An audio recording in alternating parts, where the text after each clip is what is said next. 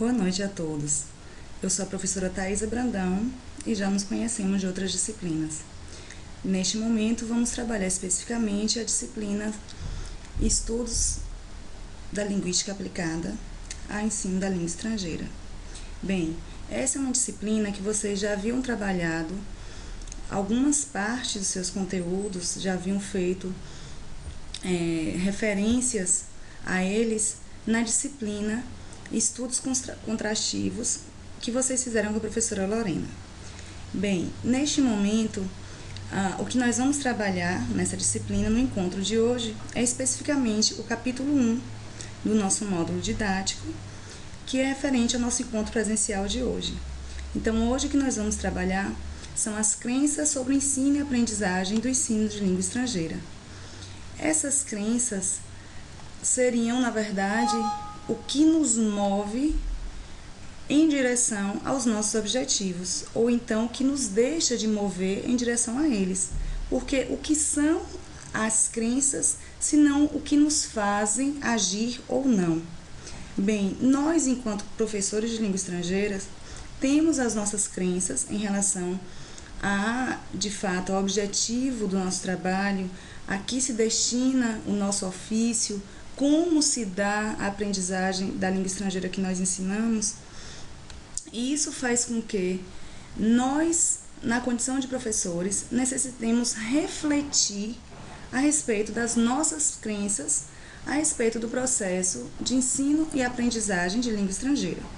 O objetivo do nosso encontro de hoje é justamente fazer essa reflexão, que será o que vai ser a mola propulsora para os próximos encontros, nos quais trabalharemos de maneira mais delimitada cada tema das nossas reflexões de hoje.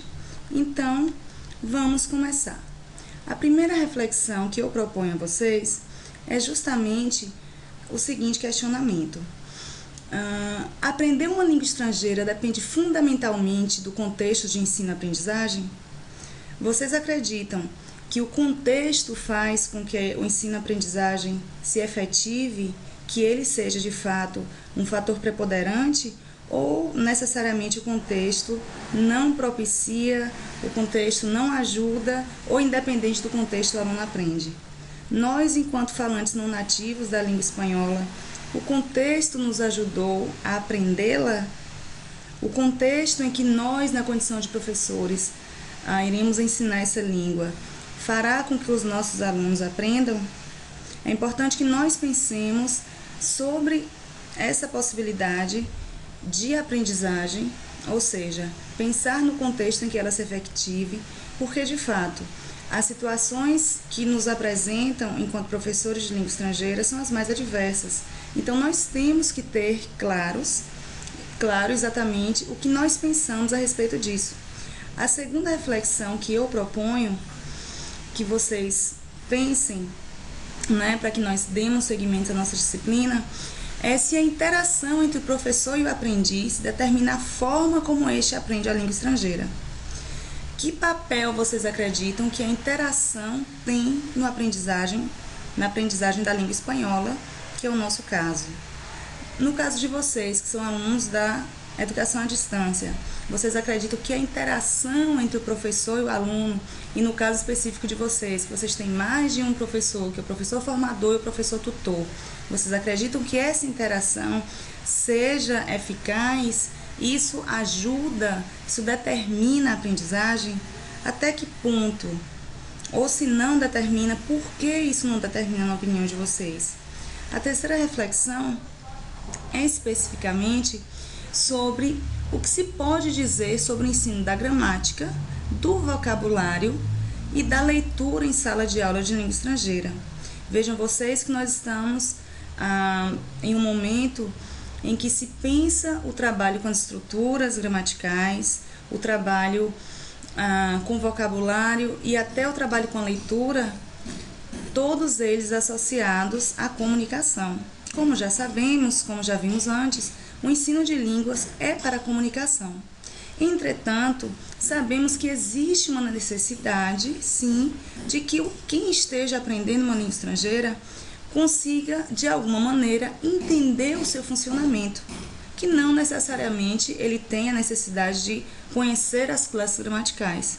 Entretanto, ele precisa conhecer o funcionamento dessa língua para que conheça a sua ordem de fala, ordem de aparecimento das sentenças. Então, neste contexto, o que é que se pode dizer a respeito do ensino da gramática em sala de aula? Vejam vocês que nós passamos a vida inteira tendo aula de inglês na escola, e essas aulas eram todas aulas que tinham, em sua grande maioria, um trabalho bastante preponderante em relação à gramática. O que vocês acreditam que esse trabalho com a gramática reflete na aprendizagem da língua estrangeira? E o vocabulário? Será que nós, enquanto professores de língua estrangeira, como é que nós temos que trabalhar o vocabulário? Será que nós temos que fazer com que o aluno tenha em mente uma lista de vocabulários relacionados aos mais variados fins? Ou como é que isso acontece? Como é que nós devemos trabalhar o vocabulário? E por último, especificamente a relação que se deve trabalhar, o respeito, ou melhor, em que lugar está a leitura na sala de aula de língua estrangeira.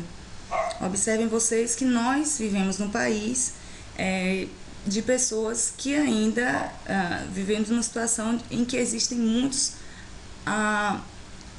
analfabetos funcionais, e que sabemos que a leitura não necessariamente é uma decodificação de códigos, e sim que nós possamos fazer com que o que nós estamos lendo tenhamos capacidade de interpretar. Então, que lugar vocês acreditam que tem a leitura na sala de aula de língua estrangeira? Passando adiante, vamos refletir sobre mais algumas questões que eu acredito que sejam extremamente importantes para o nosso entendimento da disciplina nos próximos momentos. A próxima questão que devemos refletir é especificamente que fatores impactam ou podem impactar no aprendizado de uma segunda língua. Que fatores são esses? Fatores emocionais impactam, por exemplo, grau de escolaridade impacta, idade. O fator idade é um fator preponderante no momento em que uma pessoa vai aprender uma língua estrangeira. No nosso caso, que vamos aprender uma língua estrangeira adultos, para que possamos ensiná-la, que impacto tem esses fatores para o aprendizado dessa língua estrangeira? Gostaria que vocês pensassem nisso. E que lugar vocês acreditam em que lugar estão esses aspectos, e que tipo de impacto eles podem dar ao aprendizado da língua estrangeira? Eu gostaria que vocês, nesses momentos em que fossem fazendo as reflexões, pensassem em vocês também, principalmente enquanto aprendizes de uma língua estrangeira, e se coloquem então neste momento no lugar do aluno que vai aprender e no lugar do professor, que é a formação de vocês é uma licenciatura. Então, se prevê que vocês serão professores de língua espanhola. Dessa forma, cada vez que vocês forem refletir, eu gostaria que vocês pensassem, que vocês levassem os pensamentos de vocês, tanto na condição de alunos, quanto na condição de professores, que é o que vocês serão e que muitos já são nesse momento, independente de que sejam de língua espanhola ou não. A próxima reflexão vai direcionada especificamente às habilidades linguísticas. Então, que habilidades linguísticas devem ser ensinadas na sala de aula de língua estrangeira em uma escola pública regular no Brasil, que é especificamente o lugar que a grande maioria de nós vai trabalhar quando se formar, na escola pública, não é? Então, como se trabalhar as habilidades linguísticas? Sabemos que temos 4 habilidades e que essas habilidades são condições sine qua non para que a comunicação, para que o processo comunicativo se efetive. É necessário que nós consigamos ler, ouvir, escrever e falar. Então, no contexto da escola pública do Brasil, e que veja que nós hoje já estamos em contexto da lei do espanhol, Então, como essas habilidades devem ser trabalhadas? Ou então, se vocês não acreditam que elas todas podem ser trabalhadas juntas no contexto escolar, quais delas devem ser trabalhadas e por que vocês acreditam que essas habilidades devam ser trabalhadas? Por último, já que fizemos uma passagem bastante ampla a respeito das possibilidades de aprendizagem, das possíveis dificuldades que se apresentam no processo de ensino-aprendizagem de uma língua estrangeira, vamos por último ao método, tá? Vocês acreditam que existe um método ideal para o ensino de língua estrangeira? Se existe esse método ideal para vocês, que método seria esse? E por que vocês, na condição de professores, o aplicaria? Eu gostaria que vocês pensassem especificamente nessas questões, porque são elas que vão nortear o nosso trabalho, como já havia dito antes, daqui por diante.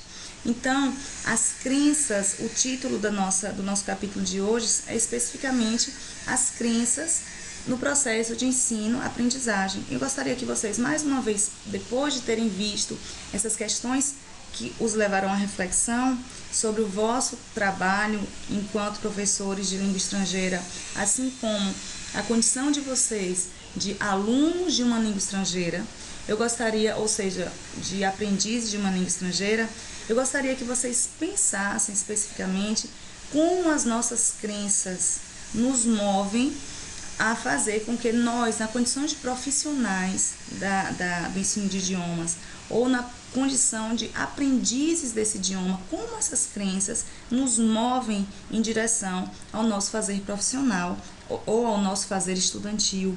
Eu gostaria que vocês pensassem especificamente no que são as crenças, por que nós temos crenças. As crenças, na verdade, vêm de aspectos culturais, não é assim? Nós estamos imersos em uma cultura e são os fatores culturais que guiam aquelas coisas que nós acreditamos. Para terminar, eu trago aqui uma passagem que está na apostila de vocês, no módulo didático de vocês, que é uma passagem de Pagano 2000, que diz o seguinte em relação às crenças: orientado pelas suas crenças, o aprendiz decide o que quer aprender, como, quando e em que tempo. Crenças que refletem adequadamente o processo de ensino-aprendizagem geralmente conduzem o aprendiz à escolha de recursos e formas apropriadas, que, por sua vez, garantam o sucesso e o contínuo exercício de procedimentos acertados. Por outro lado, crenças errôneas e formas não apropriadas culminam, geralmente, no insucesso e na insatisfação. O autor traz a noção de crenças errôneas e também fala de que são apresentadas de maneira inapropriadas. Eu gostaria que vocês pensassem o que é errôneo em relação à crença. Será que existe algo de errôneo em relação à crença? Ou necessariamente nós cremos em determinadas coisas a depender das oportunidades que nós tivemos de ter contato com aquele tema, com aquela questão que se refere à nossa vida? Será que as nossas crenças nós podemos considerar errôneas ou não? Ou necessariamente as nossas crenças, ou seja, o que a gente acredita, isso vem a se concretizar como uma verdade em nossa vida ou em nosso fazer profissional, uma verdade ou não a partir do momento em que nós podemos vivenciá-la, e só a partir daí é que vamos dizer de verdade se essa crença, se nós tínhamos razão em ter acreditado naquilo. Então, essa é a mola propulsora para o início da nossa disciplina. É repensar, é refletir a respeito do que nós acreditamos enquanto professores de língua estrangeira, enquanto aprendizes de uma língua estrangeira, o que nós pensamos, o que nós acreditamos a respeito do processo de aprendizagem dessa língua.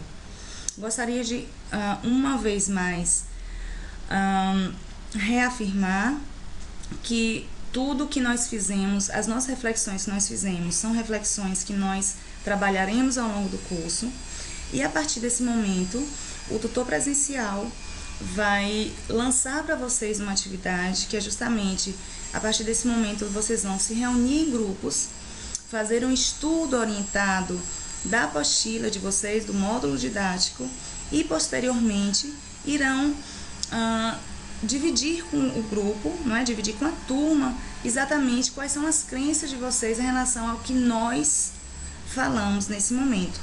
Essa atividade encontra-se na página 17 e 18 do módulo didático de vocês, e após as reflexões que vocês fizerem entre vocês, irão responder uma atividade que está especificamente na página 18. Quero dizer que essa é a nossa primeira aula das tantas que vão acontecer durante o semestre. Eu desejo a todos vocês ótimos estudos, que essa seja uma disciplina que venha contribuir enormemente com a formação de vocês, que façam com que vocês reflitam o papel de vocês enquanto professores de língua espanhola, já que está tão perto, não é? Que vocês concretizem a formação de vocês, e desejo a todos ótimos estudos, que vocês consigam atravessar essa etapa do curso de vocês com muita sabedoria, com muita luz nesses momentos, e tenham todos uma boa noite e um excelente trabalho.